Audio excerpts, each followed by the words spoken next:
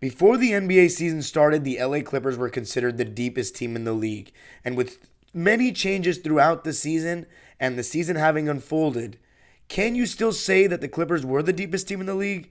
Gonna be talking about that and answering the question and looking deeply into it on today's Locked On Clippers. You are Locked On Clippers, your daily Los Angeles Clippers podcast, part of the Locked On Podcast Network, your team every day.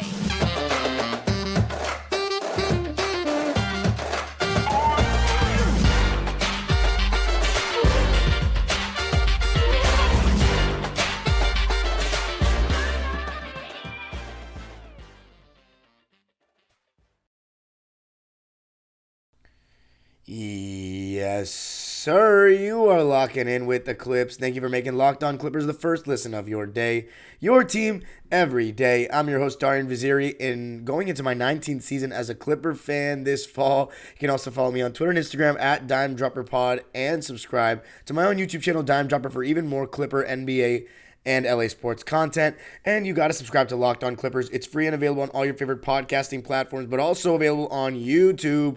And I want you to let me know if you think the Clippers were the deepest team in the league now that the season is over. We all considered us that before the season started, and I'm going to be going in depth, looking at a couple of things, including, how we played without Kawhi, without Paul George, throwing some numbers out there for you. But let's get right into it. And the first thing I want to look at when talking about the deepest team in the league question is who was involved. You usually think of the bench first, right? Obviously, it means the supporting cast, but really when we talk about depth, the bench is kind of what comes up. So I remember talking about early in the season, pre-trade deadline, we had 11 players that had a case to play on any given night. Now, if the starting lineup was Reggie, Marcus, Paul, Kawhi, and Zoo, that would mean the bench players would be comprised of the ones that are getting in that conversation are John Wall, Nuke Kennard, Norman Powell, Nico Batum, Robert Covington, and Terrence. So with all those six players, those are some solid players. Now, you might be thinking, John Wall's not solid. Now, look, I honestly don't think John Wall was as awful as everyone makes him out to be. I think he would have been decent in his role if he was more accepting of it. I think his actual basketball talent, he's still good enough to be a backup point guard somewhere, but it seems like he expected too much out of his role and was doing too much. He didn't come in trying to make other guys better. He came seemingly trying to show everybody that he was still John Wall and would attack every single possession or get into pick and roll every single possession with him as the ball handler. And part of that is because he's not good off the ball and he wouldn't move off the ball. And his defensive effort was kind of suspect. But overall, I still think John Wall is not a bad player. And he had some good games for the Clippers, so I don't want to get too harsh on him. He still averaged, I think, 11 and 5. But the point is, we didn't make him look good, putting him out there with two other guards that couldn't really guard very well all at once so much in that beginning of the season. And, Norman Powell, Luke Kennard, they're not great defenders, but they are very good players. And Robert Covington kind of became that odd man out very quickly. Throughout the first, I want to say by game 20, it was pretty clear that Luke Kennard, Terrence Mann, Norman, they were ahead of him in the pecking order, even Nico and, of course, Marcus Morris. So we didn't really even get to see Robert Covington that much this season. Now you talk about the trade deadline, and you bring in Bones Highland, Eric Gordon, and Mason Plumlee, and you say goodbye to Moses Brown, who at times played for the Clippers in the beginning. You say goodbye to Reggie Jackson and Luke Kennard. And I think the toughest person to say goodbye to was Luke Kennard because even though he wasn't having the best season, he had struggled with injuries. Minutes were varying on a night-to-night basis. But, you guys know what I think of Luke Kennard. I think he has a great future in his role in the league, and he's such a great three-point shooter, one of the best we've ever had on the Clippers. In my opinion, the best I've ever seen on the Clippers. Obviously, I didn't get to see Eric Piatkowski like that. But compared to J.J. Redick, I'm taking Kennard all day long, even though the other guy gave us more good seasons as a starting shooting guard for the Lob City team in 2014, 15, 16, and 17. But anyways, the point is, I think we made an upgrade at that trade deadline. And then we brought in Russell Westbrook, which allowed the Clippers to now have Norman Powell as a fourth scorer. Sometimes he would score more than Russ. He averaged more points than Russ this season, but after the playoffs, I think it's pretty clear that Russell Westbrook was clearly the third best player on the team. Norman Powell may have been the third best scorer in regular season, but now you have him as the fourth option as opposed to what he was emerging into before he got injured, which was the clear-cut third option on this Clipper team, Norman Powell, before he was out with the shoulder injury. But the point is, all things considered, I think the Clippers did have the deepest team in the league this season. I really do. I think some arguments can be made for the Boston Celtics, but overall, I think depth is a little bit overrated in the playoffs. I think because the rotations shrink. But throughout a regular season, I think it's very important. And I also think it doesn't hurt in the playoffs to have options. I don't want to devalue its importance, but I think it's a little overrated because it really comes down to the stars and the way they're playing, and obviously in the Clippers case, if they're available. But if we look at the individual seasons, right? Okay, John Wall didn't have a great year. Kennard, he was actually kind of struggling with the Clippers. Terrence Mann had a good year. What's the complaint with him? He was underutilized. Nico Batum, okay, kind of a down year, but you could even say he was underutilized if you compare him to the minutes that Marcus Morris got. How about Norman Powell? He had a very good season. Can't say anything about him. Led the NBA in bench points, 17 a game. So, was I missing anybody? That's it, right? Robert Covington, Terrence Mann, Luke Kennard, Norman Powell, John Wall, and Nico. So then you bring in Mason Plumlee. Thought he was pretty solid. Bones Highland added some great pace to our team. Could shoot the ball. Wasn't as bad a defender as everybody thought. And then Eric Gordon. He wasn't necessarily as good as Kennard, but he had some good games on both ends of the floor that Kennard just can't have. Doesn't have the defensive chops that EJ has in terms of his size. And like, for example, that game against the Suns before. I know I've referred to that game so much with Eric Gordon at this point, because he did have a disappointing ending to the season, but the way he guarded Devin Booker in that game before Russell Westbrook came to the Clippers was a game that, Luke Kennard's just not capable of having. So overall, I think that the Clippers' depth, if anything, you could just say it was a little bit mishandled this season, or guys like Terrence Mann didn't get enough minutes. But overall, I really do think we were the deepest team in the league. And look, let me be honest with you. How do you 44 and 38 when Kawhi Leonard misses 30 games and Paul George misses 26? Like, come on. That shows you to me that we are deep. We still got the 5th seed. And we still have a plethora of guys, basically 11 solid players that can get in a rotation. And that's not even counting Amir Coffey. And if you just look at Amir Coffey and look at his season stats this year, you can say, oh, he's not good anymore. That's not it. It's that he doesn't play consistently. So he doesn't get in any sort of rhythm. Brandon Boston, our 13th man, I think he could get into NBA rotations, and I've been advocating for him to get into the rotation next year. But the point is, I think we really still had the talent. We still finished with a solid, emphasis on solid, not good, record, even with 30 games missed from Kawhi Leonard and 26 from Paul George. It's really hard to win games in the NBA without your best players, guys. It's really hard, especially your best player for 30 games. Like you're asking a lot for them to still have a 50-win season. You really are. I mean, what other team stars are missing 30 games and having that good of a record? The Lakers didn't have that good of a record, and their stars missed the same amount of games approximately. So, yeah, I got nothing to say about that. But coming up, going to look a little bit more into the numbers on it all in terms of bench points. But before I do that, I got to tell you about Prize Picks. This episode is brought to you by Prize Picks. Every day of the NBA playoffs to the finals, one Prize Picks user will win a chance at becoming a millionaire. One entry placed after 8 a.m. Eastern Standard Time will be randomly selected each day, and whoever placed that entry will be given a 6-pick flex with the following payouts. If you get 4 correct picks, you get $16K. If you get 5 correct picks, you get $80K. And if you get 6 correct picks, you get $1 million. Full details can be found at prizepicks.com/million. You must opt in at this link to be eligible for the $1 million entry. Once you opt in, all you have to do is play the game like normal, and you could be the lucky winner. And PrizePicks is the best fantasy app out there. It's not a gambling app. You're not competing against anyone specifically. It's just you and the projections available. And here's how it works. All you got to do is pick 2 to 6 players and project if they'll score more or less than the PrizePicks projection in any given category. It can be points, rebounds, assists, points, rebounds, assists combined. And you can win up to 25 times your money on any entry. And PrizePicks offers projections on any sport that you watch. That includes more than just the NBA, NHL, conference finals in full bloom, you got the MLB in the early stages of the season. Just download the PrizePicks app or go to prizepicks.com to sign up and play daily fantasy sports. First-time users can receive a 100% instant deposit match up to $100 with the promo code LOCKEDON.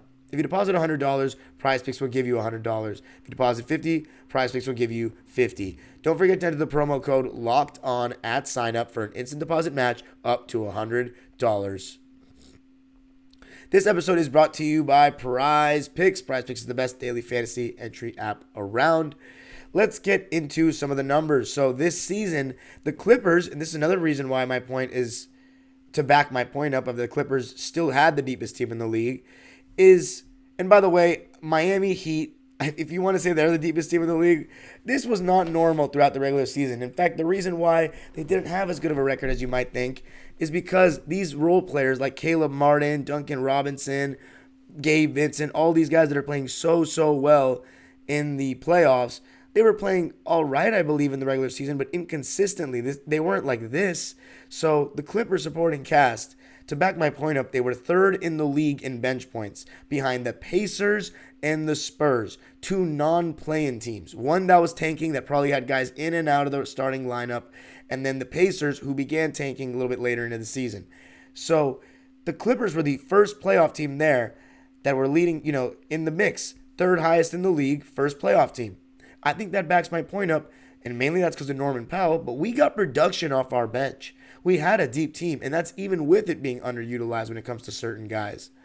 Norman Powell averaging 17 points. I mean, he's a guy I definitely want back next season. He was on track to win Sixth Man of the Year. And I may do an episode on if maybe he should have won Sixth Man of the Year, but he was on track to potentially win that award before he got that shoulder injury. He was scoring very frequent, having big scoring nights very frequently for us. And he had a stretch where people in the comments, and I'm not saying they were right, I don't agree with them at all, but people in the YouTube comments were even suggesting that he might be the second option after Kawhi. I mean, that's crazy. He's very right-hand dominant, but man, when he turns that corner and gets his shoulder into you going to his right, he is automatic finishing. He's so good at getting to the line. He has elite foul. He has that elite foul baiting badge. And every single time he feels that contact, he does such a good job of just ripping through it. And he somehow gets the call better than Paul George ever could. It's so funny. But Norm, he also after starting cold from three, he ended up having a decent season shooting the three ball as well. And he had some big games in the playoffs, namely Game 3 at home against the Suns, which we still didn't end up with the win. But thought he was good. And then as the season went on, there were games where, our bench would get us back into it. Guys like Bones Highland bringing that energy and pace off the bench. Same with Terrence Mann, just adding that pace. And Terrence, we love him. He's a jack of all trades kind of guy. We preferred him in the starting lineup, but coming off your bench, he always gives that energy and that spark hustle-wise and just doing a little bit of everything. And in my opinion, Nico Batum, even though he had a down year, was still better than Marcus Morris. So when Nico Batum is in instead of Marcus, I prefer it. I think those minutes are better. And yeah, so the Clippers bench, third in the league in points. Now, coming up, I'm going to be talking about the Clippers. I know the pushback. The Clippers are 11-19 without Kawhi. How can you say they're the deepest team in the league? They shouldn't have to depend on their stars so much to win. Well, going to be talking about the context of that coming up. All right.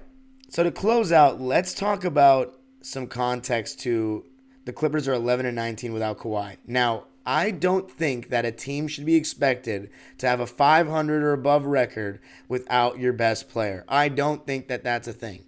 But some people might disagree. Okay, let me just tell you this. In 12 of those 30 games without Kawhi, Paul George was also out. And our record was 3-9 in those games. So without both, not every season is going to be like last year, especially when the two guys that led us scoring-wise last year, and it took a little while to get this through our heads because we believe in them so much. But Reggie Jackson and Marcus Morris fell off a cliff. Marcus Morris became unplayable, and Reggie Jackson on a team that's probably going to win the championship this year has become unplayable. He is a cheerleader, a vibes guy. So he's done. As much as I love the guy, he's pretty much done to me in the NBA getting a relevant role. So those two guys were the main catalyst to us having an overachieving season in 2021-22. But this season they fell off a cliff, and they were regular starters getting upwards of 28 minutes a game. So with that, we're 3-9 without Paul George and Kawhi. With Paul George and no Kawhi, we were 8-10. So you put that together when it comes to Paul George is inconsistencies. The guys I just said, Reggie and Marcus having such down years, and then Ty Lue, not playing certain guys on some nights, small ball lineups, all these things, just not playing guys like Terrence Mann, Robert Covington, guys that can guard as much, and, the preferential treatment with Reggie and Marcus. You can say that he contributed to those losses as well. So even with all that, 8-10, I think if we didn't have Kawhi Leonard, even if we didn't replace the salary with other guys, we would be a play-in team, I'd say, with Paul George as our best player if he plays 60-plus games. Now, let me know what you think of that. I think if Kawhi wasn't on the team and Paul George played 60-plus games, we'd be a play-in team. Kawhi makes us, when healthy, a championship contender. When both of them are healthy for extended stretches, we can get the rhythm to be a championship contender. I still believe that. Contender. Winner, I don't really believe it. But contender, and the reason I don't believe it is mainly because of the health. We don't see it enough to actually judge it in the regular season, but we are absolutely a contender when those two are healthy. There's no doubt. But, 8-10 without Kawhi and with Paul George, that's not the worst thing in the world to me. And the Clippers are 12-14 without Paul George. So, I don't know how many of those games are without Kawhi. But 12-14 without Paul George isn't great either for all the people that say, oh, it's just, Kawhi can carry, but Paul George can and all that. Absolutely, Kawhi can carry more. He's the much better player. But let's not just act like Kawhi needs to be there or else they have no chance or anything like that. If we don't have a star, it hurts. Would we have beat the Phoenix Suns with Kawhi and no Paul George? Maybe we would have, because that's playoff Kawhi. But we'll never know that. We did win 2 games against the Utah Jazz to win the second round 2 years ago without Kawhi. But again, Reggie Jackson, Marcus Morris playing at a higher level. So the point is, I just wanted to bring up that the 11-19 without Kawhi, you're expecting a lot of these guys to go out there without their best player, a guy that is responsible for not only being a big-time defender, making Ty Lue be more comfortable going with wing-heavy lineups, but a guy that's basically 30 points every single night, playmakes for everyone else. Like, think of how the shot quality is decreasing without one of these guys, if not both of these guys. Reggie Jackson and Marcus Morris creating your shots, running a bunch of high screen and rolls with Reggie Jackson right now, or Marcus Morris one-on-one on the left side, isolated, compared to Kawhi Leonard and Paul George in the pick and roll, or even just Kawhi catching the ball at the elbow and the post getting doubled, the amount of open shots other guys are getting, it makes a large difference, especially when you have an offense that's not really movement-based. It's more, isolation or pick and roll heavy, some sets out of the triangle when Kawhi plays in the post, but it's not super creative. A couple pin downs, stagger actions for Paul George, Luke Kennard's coming off screens, but we're not too creative of an offensive team.